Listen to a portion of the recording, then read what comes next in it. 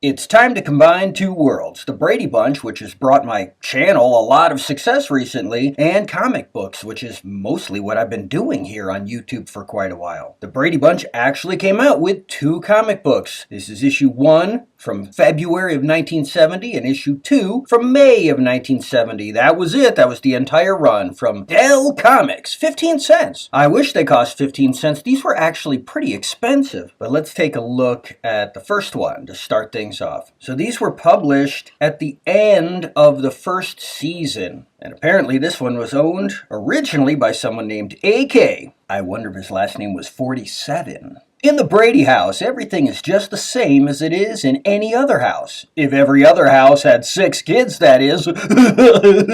So right off the bat, this is not Mike and Carol's room. But that's not a big deal. There are no credits in these old Dell comics, and the writer of every story in both of these 2 issues is unknown. But the artist, I don't know how they found this out, maybe by learning the artistic styles of these guys, but this is Jose Delbo. He draws both issues. Pencils and inks, I should say. So they're having a pillow fight on a Sunday morning, waking up the parents. That's cool. We get an original story. Mike gets hit in the head with a pillow. He yells at the kids and growls like a bear. That's not really something I could see happening in the show. Well, I don't know. Maybe. Granted, they only probably had the first half of the first season to go on when they started working on this comic, and you wouldn't have a fully fleshed mental picture of the true character of all of the characters on the show, like we would, with 2020 hindsight, looking back on 5 seasons and extra stuff. Okay, so they're going to make him breakfast in bed. This is probably not going to go well. I assume that's Bobby. He's going out to get the morning newspaper, and who's this stray dog? That's not Tiger. Oh, it's the next door neighbor's dog. And there you go. They burnt all the food, ruined the newspaper, throw it on a tray, ready to go. And Mike feels honored. I feel like a king, except they've poisoned him to death. The next Sunday, the day of the funeral, just kidding. Oh,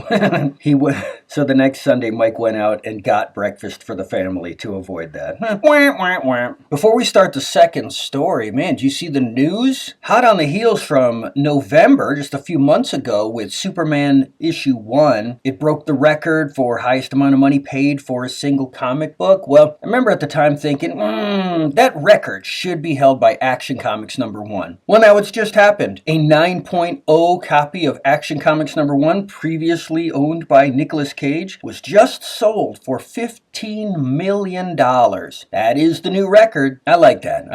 He bought that comic in the 90s for like $250,000. And then I believe in the year 2000, it was stolen from him, stolen out of his house. And it resurfaced like 11 years later in some abandoned storage unit or something. So like no criminal was ever tracked down. It was just acquired in a Storage Wars type sale, I guess. I think it was returned to him. I wonder how that works, because I think he got an insurance payout for it. Maybe he had to pay the insurance back. I don't know, but I believe he got the comic back and then sold it 6 months later, something like that, for $2.2 something million or whatever. Might have been a record back then. I remember at the time him saying, since it had been stolen over the course of those years, he had kind of come to terms with letting things go, and it changed him. So when it came back into his possession, it didn't take long for him to say, it's time to let it go. Well, what happened to it after that, or whoever bought it, I don't know, because the seller and the buyer of it now, here in 2026, January of 2026, are anonymous. Okay, the next story. They do have stairs. That's not their stairs. There is like that planter that would have the horse and the vase, don't play ball in the house and all that. It's just, it's not correct. But look at Alice. Boy, she does not look like Alice, and she's in yellow. So the kids are fighting over the TV. Greg wants to watch Captain Stoutheart. Marcia wants to watch the Miss Teenager Show. Jan wants to watch Bandstand Sam. Bobby wants to watch Space Rider. Peter wants to watch the Surf Riding Championships. Interesting that it isn't Greg wanting to watch surfing. Cindy wants to watch cartoons. My God, are there that many channels where you could have your pick? I mean, cable TV wasn't around in 1969. So what are they going to decide on? Oh, they're going to decide on on, I guess this is Alice yelling, and they're scared. She picks her own show, some kind of soap opera. Yes, there are an infinite amount of channels. Oh, check out the outside of the house. Again, totally, where is this mystery house? So in the comic world, the Brady kids all argue and fight with each other, and the parents are all annoyed. Not just the parents, but Alice. So all the adults find the kids a nuisance, and the kids are a nuisance. This is not the Brady Bunch. The Brady Bunch gets along. Look at that. Mike is yelling at them now. So the solution is to buy another TV? Come on. Yeah, he doesn't agree. He does not agree. Mike isn't getting to watch anything. The kids are swooping in to watch something else every time he tries. What's he trying to watch anyways? Well, he's reading the news and now he wants to watch the news on TV. Mike is kind of boring. Oh, look, a double staircase. Very interesting. And now it's his time to catch the news and Alice is watching something. This better resolve well because I'm not liking this story. No, it doesn't. He actually falls for all their tricks and is strong-armed into buying a second television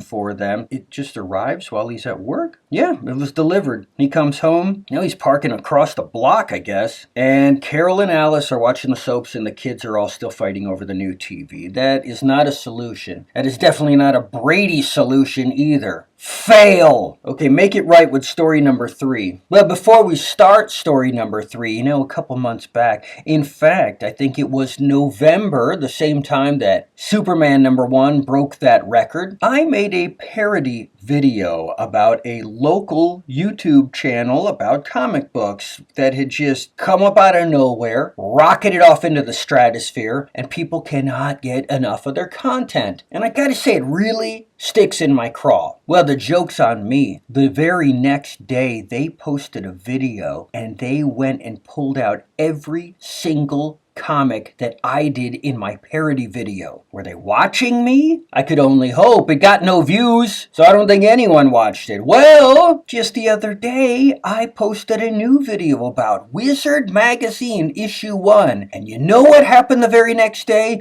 That local channel pulled out Wizard Magazine issue 1. Now, in the couple days since I posted my video, I got 8 views. I believe one of those was from me. They got 8 views per second for theirs. So I give up. I'm done. You guys win. I don't care anymore. Okay, the third story is another Brady dilemma. All 6 kids have meetings at the exact same time. What's a parent to do? Looks like Cub Scouts, Boy Scouts, something like that. I don't know what Bobby is. Girl Scouts right here. And okay, so it's just 2 meetings. Okay, that's a little bit better. Oh, Bobby does have his own meeting. Indian guides. You wouldn't call them Indian guides now. You wouldn't even have Indian guide meetings now. It's not Girl Scouts, it's brownies. I think that's the girl equivalent to the Cub Scout, right? Well, it's not even Boy Scouts. It's a frontier group? No, it is Boy Scouts. Where am I? It's front door, not frontier group.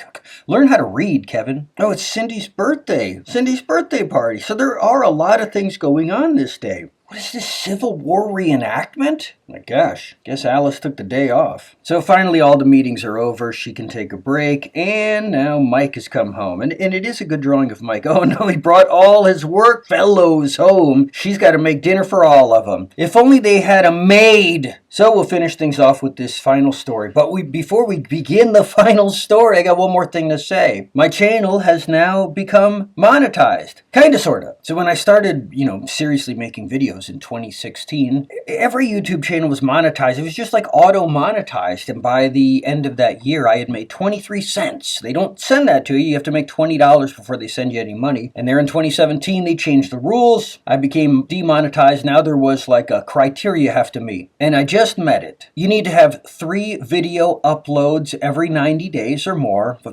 I do that every week. You need to have 500 subscribers or more. I met that amount months ago. And you need 3,000 hours of content viewed in the last 365 days. Well, up until a couple weeks ago, I only had 700 hours viewed, but then I posted that Brady Bunch video, and now I've met the 3,000 hours. I've posted a dozen videos since then. They still have no views. I don't really know why people are subscribing to my channel. channel, they don't come back and watch any new videos, so it is what it is. But I got the hours viewed. Now here's the other thing. The requirements come in 2 levels, so I have just reached the first level. That allows me to have super chats and stuff like that. Well, I don't do live stream videos, so I'm not going to be utilizing whatever it is I just got. Oh yeah, you can have YouTube partnerships, or they can like join your channel, kind of like, I guess, like subscribe, but you also have to pay me. I'm not doing that. So this basically does nothing for me, but there is a next tier. If you reach 1,000 subscribers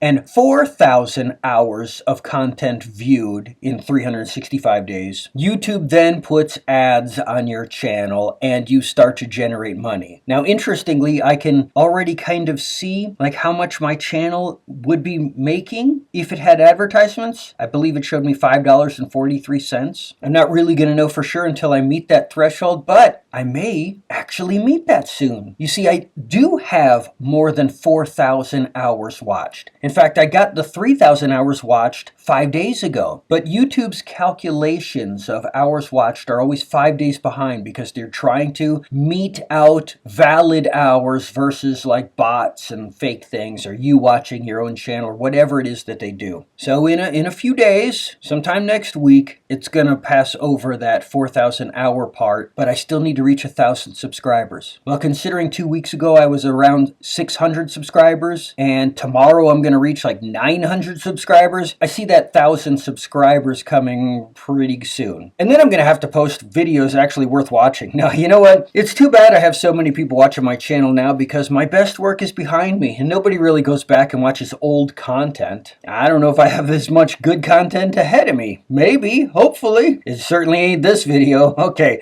final story. So the boys think there are too many kids, they want to run away. The girls think there are too many kids, they want to run away. They'll come back when they're grown up. It's a good idea. Every child should live on their own and move back in with their parents when they're adults. The girls are going to head off to New York or San Francisco because those places are groovy. Oh, Jan wants to be a model? Sure, Jan. That's it. They actually took off. They packed. They got on a bus. They're gone. Oh my God, they're on the big city. What's going on? They're going to Texas?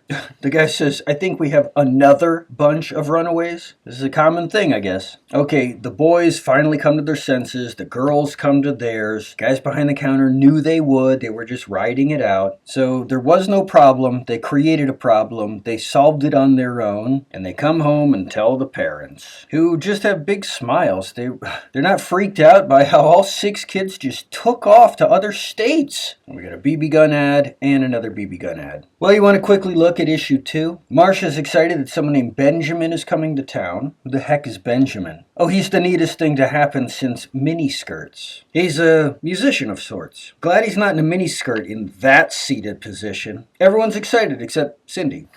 Never heard of him. So they're breaking the news to the parents, and this is a cool illustration. And it was fast for them to do. Just silhouettes, no background, and it works. Okay, so they want to go see Benjamin in concert. All right. Oh, and to earn the right to go see Benjamin, you got to do chores. Hey, that works. Alice is looking a little more like Alice now. Oh, and check it out. They dressed up in their 60s hippie gear, and the parents are going to take them. They dressed up like Archie and Jughead. Oh, they're just kidding. They're not going to get out of the car and embarrass the kids. Okay. All right. So, what the heck? I don't understand the ending. Doesn't matter. Next. Okay, loading up the station wagon for a picnic, and there's Tiger. It's getting more and more Brady all the time. Okay, so this is reminiscent of one of the other episodes where they got to keep getting out of the car, running back into the house, can't seem to go anywhere. So instead of them all having to use the bathroom, it's just other things. I left the stove on, got a flat tire, got a black eye. Again, I don't get it. They have the picnic, and then they say, okay, let's load up before we miss out on our picnic. And they want to postpone it till next week. They just had the picnic. Lost. The next story, they all have holes in their shoes. Head down into the den to ask Mike for some money, and his